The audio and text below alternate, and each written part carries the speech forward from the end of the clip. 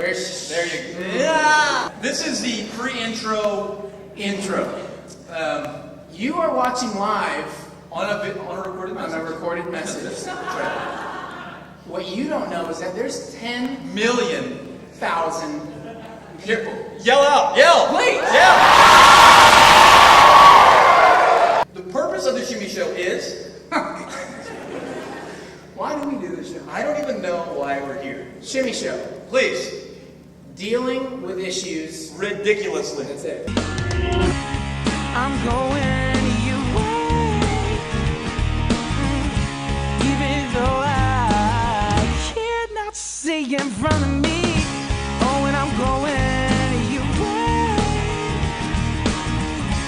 even though I feel forced to see.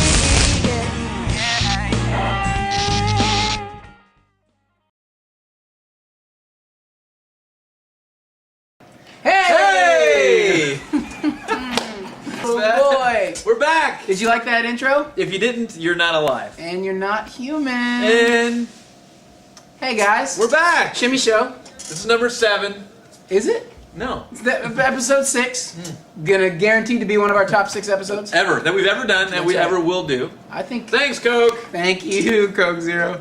If you're watching this, we're glad that you are. You. Or the reason that we're alive right now. Hey! Welcome to the Shimmy Show, Oh, episode boy. 6. 6. Oh boy. I don't know why we're still making these. I think it's because of listeners like Jim and Susie and Kevin. Chastity. She is a delight. Oh, this will all be edited out.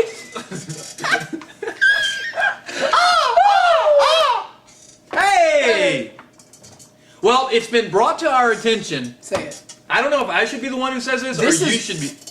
Please, go ahead. Ruin it for the rest of us. This is really hard for me to say, but since the Shimmy Show has been on air, which it's been at least, 8 months. we've gotten quite a bit of press. Let's No just- doubt. Let's just say we're one of the top shows on YouTube, thanks to you. Oh! The problem with all of our success, and I mean success, Is copiers. with an S. Yes. People are using the Shimmy name for their own benefit, And glory. and frankly, it's disgusting. I'm appalled right now. It would be okay if we got Money. money, but we don't. I wake up every day saying, who can I sue today, Jimmy? And we have a contestant. That's Please, right. show the picture. I will. I'm just going to come out and say it. There's a Shimmy Shack, Jimmy. What? What's a scandal? Yeah, it's a scandal, and people are getting rich. They're naming it and claiming it, but they're naming it Shimmy. I feel... Yes. Show the picture.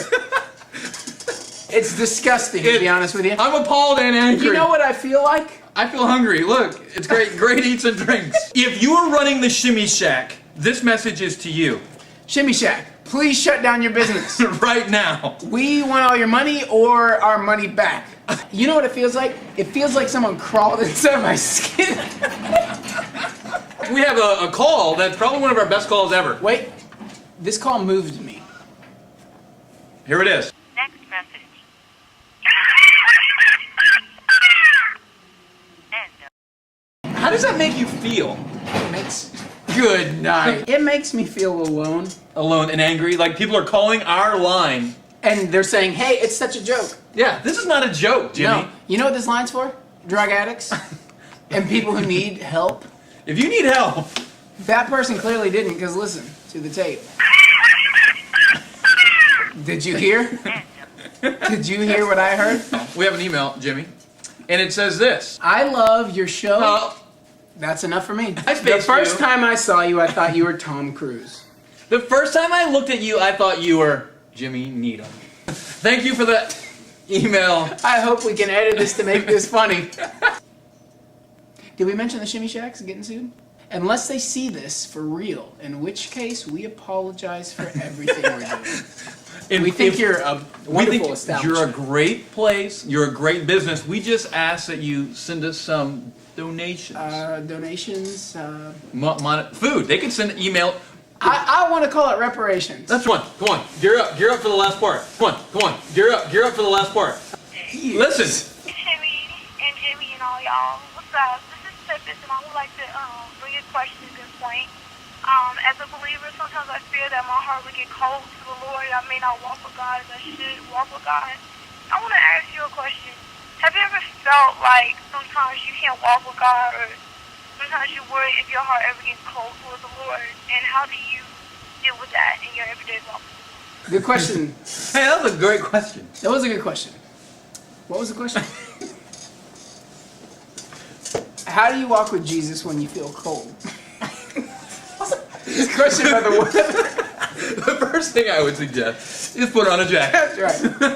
You can stand by a fire. I would do it. How do you walk with Jesus when you don't feel near to him? Is the question. Is that about right? That is the question. Okay. Sometimes you don't feel close to Jesus. I know for me, sometimes it's because of sin in my life. Sure. But there's other times where it's like I'm reading the Bible, or I'm trying, and I still don't feel close to God. And I kind of think that's where the two different sides are. Yeah, and honestly, caller, we don't know where you fall. I know for me, definitely sometimes there's been sin that I haven't dealt with, and then I approach God as if everything's cool between us, when really I'm in some grievous sin that I need to deal with first, and so that's definitely a reason that hinders communication. But yeah, I think for most of the time, for me at least, it's just a kind of no reason at all. It feels like, and so you got to maybe ask yourself what's the purpose of this dry spell. And I think one thing you can be sure of is there is a purpose to it. That's right. You know what I mean? I'll say this: I know God's desire for us is to go deeper with Him, and anything He can do to take us deeper is exactly what He will do. Right.